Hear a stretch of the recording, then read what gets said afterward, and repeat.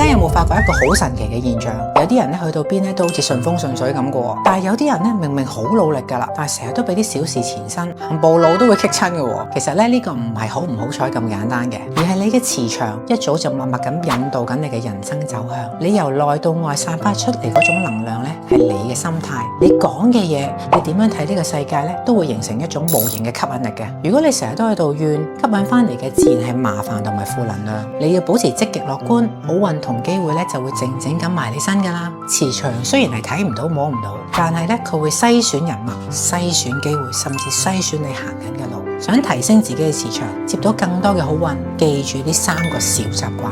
第一，停止內耗，唔好成日糾纏啲發生咗嘅事，亦都唔好過分擔心啲未發生嘅事。第二，轉念向好，對人對事少啲批評，多啲包容。幫人咧其實喺度幫緊自己嘅磁場差緊啲嘅。第三，講啲正向嘅說話，將我唔得轉成我試下先。好運從來都唔係偶然嘅，而係你嘅磁場能夠夠力之後咧就會有好嘅結果。由今日開始做一個點樣嘅人，就會吸引一啲點樣嘅人生。試下調整你嘅心態，管好你把口，信我啊！好運咧會自動行埋嚟嘅，生活咧亦都會越嚟越順。